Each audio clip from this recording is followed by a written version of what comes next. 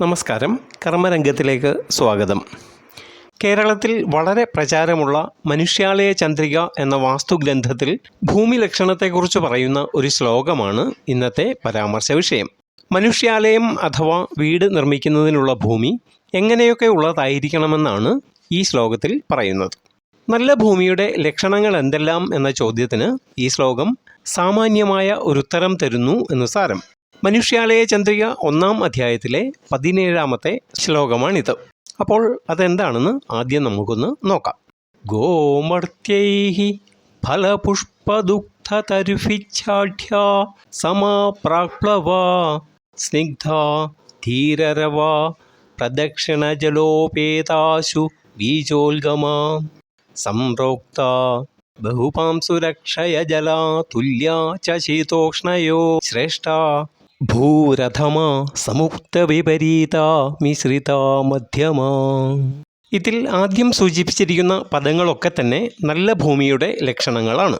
ഗോമർത്യൈഹി എന്ന് തുടക്കത്തിൽ പറഞ്ഞിരിക്കുന്നു. ഗോമർത്യൈഹി, ഗോക്കളാലും മർത്യരാലും, അതായത് പശുക്കളാലും മനുഷ്യരാലും സമൃദ്ധമായത് എന്നു സാരം.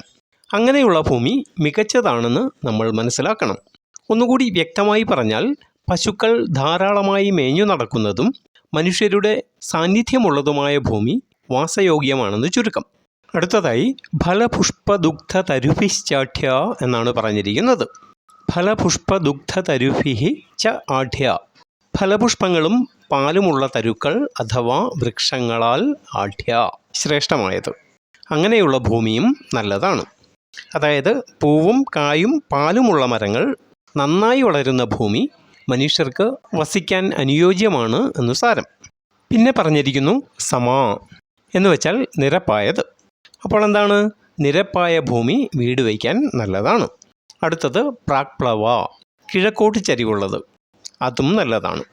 ഇവിടെ മനസ്സിലാക്കേണ്ടത് ഒന്നുകിൽ നിരപ്പുള്ള ഭൂമി അല്ലെങ്കിൽ കിഴക്കോട്ട് ചരിവുള്ള ഭൂമി, ഇതിലേതായാലും വാസത്തിന് തിരഞ്ഞെടുക്കാം എന്നാണ്. ഇനി പറയുന്നു സ്നിഗ്ധ. സ്നിഗ്ധ എന്നാൽ മിനുപ്പുള്ളത്. ധീരരവ, ധീരമായ രവമുള്ളത്, അതായത് ഗംഭീരമായ ശബ്ദമുള്ളത്. അങ്ങനെയുള്ളതായിരിക്കും മെച്ചപ്പെട്ട ഭൂമി.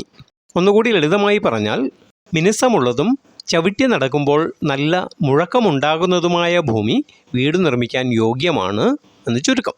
അടുത്തത് പ്രദക്ഷിണ ജലോപേത, പ്രദക്ഷിണമായി ജലം ഒഴുകുന്നത്. അങ്ങനെയുള്ളതാവണം ഭൂമി. അതായത് വെള്ളത്തിൻ്റെ ഒഴുക്ക് പ്രദക്ഷിണ ദിശയിൽ അഥവാ ക്ലോക്ക് വൈസായിട്ടായിരിക്കണം എന്നു സാരം. അതുപോലെ ആശു ബീജോൽഗമ, വേഗത്തിൽ വിത്ത് മുളയ്ക്കുന്നതായിരിക്കണം. മണ്ണ് നല്ല ഫലഭൂയിഷ്ടമായിരിക്കണം എന്നാണ് ഇതിൻ്റെ പൊരുൾ. വിത്ത് പാകിയാൽ വേഗം മുളച്ചു പൊന്തി കിളിർക്കുന്ന തരത്തിലുള്ള ഭൂമിയാണ് നല്ലത് എന്ന് ചുരുക്കം. വീണ്ടും പറയുന്നു ബഹുപാംസുരക്ഷയ ജല. ബഹുപാംസു, അധികം മണ്ണുള്ളത്, അക്ഷയജല, ജലം വറ്റാത്തത്, അങ്ങനെയുള്ളതുമായിരിക്കണം വാസഭൂമി. ഇവിടെ അധികം മണ്ണുള്ളത് എന്ന് പറയുമ്പോൾ അതിനെ പഴയ കാലത്ത് നടത്തി വന്നിരുന്ന ഒരു ഭൂപരീക്ഷണവുമായി ബന്ധപ്പെട്ടുകൂടി നമ്മൾ മനസ്സിലാക്കണം. ഭൂമിയിൽ ഒരു കോൽ നീളവും ഒരു കോൽ വീതിയും ഒരു കോൽ താഴ്ചയുമുള്ള ഒരു കുഴിയെടുക്കുമ്പോൾ അതിൽ നിന്ന് കിട്ടുന്ന മണ്ണ് തിരിച്ച് അതിലേക്കു തന്നെ ഇടുന്ന ഒരു പരീക്ഷണമായിരുന്നു അത്. അങ്ങനെ ഇടുമ്പോൾ മണ്ണ് അധികം വന്നാൽ അത് നല്ല ഭൂമിയായിട്ടാണ് കരുതപ്പെട്ടിരുന്നത്.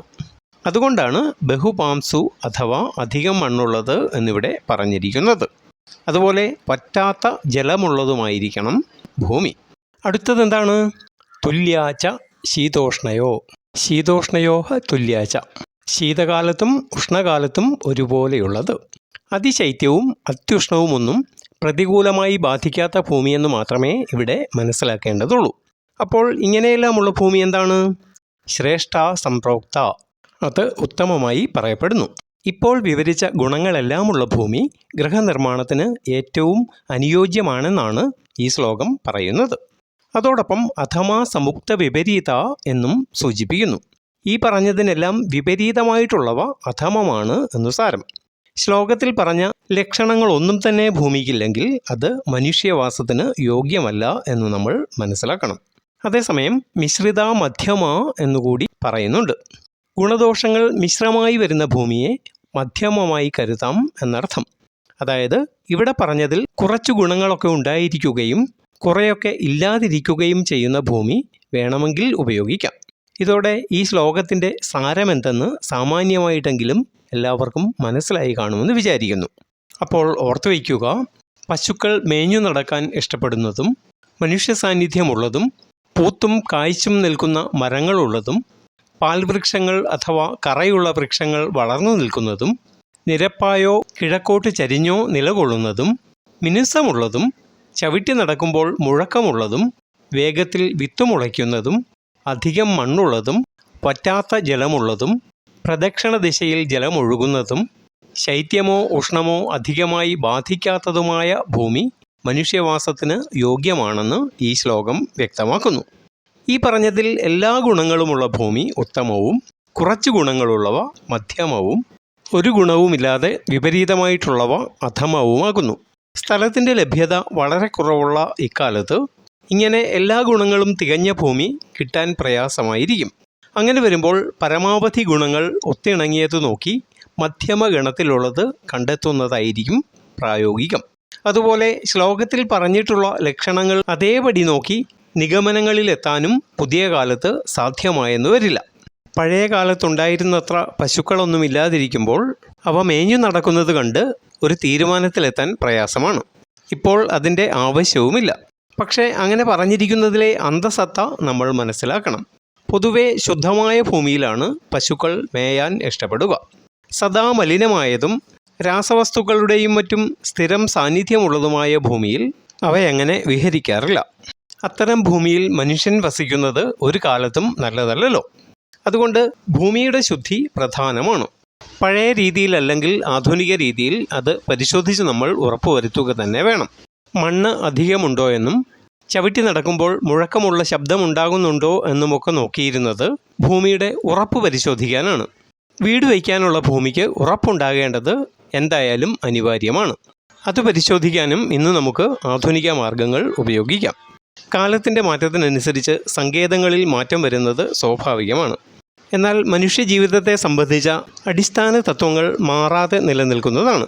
ഇക്കാര്യം വ്യക്തമായി തിരിച്ചറിഞ്ഞുകൊണ്ടായിരിക്കണം ഇന്ന് നമ്മൾ വാസ്തുശാസ്ത്രത്തെ പ്രയോജനപ്പെടുത്താൻ എന്നാണ് ഇവിടെ പറയാൻ തോന്നുന്നത്. എന്തായാലും വാസഭൂമിക്ക് ആവശ്യം ഉണ്ടായിരിക്കേണ്ട ശുദ്ധി, അതുപോലെ ഫലഭൂയിഷ്ഠത, ഉറപ്പ്, ജലലഭ്യത തുടങ്ങിയ എല്ലാ കാര്യങ്ങളെക്കുറിച്ചും ഈ ശ്ലോകം പരാമർശിക്കുന്നുണ്ട്. ഇതിനു പുറമേ വേണ്ട മറ്റു ചില ഗുണങ്ങളെക്കുറിച്ച് മനുഷ്യാലയ ചന്ദ്രികയിലെ തുടർന്നു വരുന്ന ശ്ലോകങ്ങളിലും പരാമർശിക്കുന്നു. അത് നമുക്ക് അടുത്ത വീഡിയോയിൽ നോക്കാം എന്ന് സൂചിപ്പിച്ചുകൊണ്ട് നിർത്തുന്നു. ഇഷ്ടപ്പെട്ടവർ ലൈക്ക് ചെയ്യണമെന്നും അഭിപ്രായങ്ങൾ കമൻറ്റ് ചെയ്യണമെന്നും പുതിയ പ്രേക്ഷകർ ഈ ചാനൽ സബ്സ്ക്രൈബ് ചെയ്യണമെന്നും അഭ്യർത്ഥിക്കുന്നു. ഇനി നമുക്ക് അടുത്ത വീഡിയോയിൽ കാണാം. താങ്ക്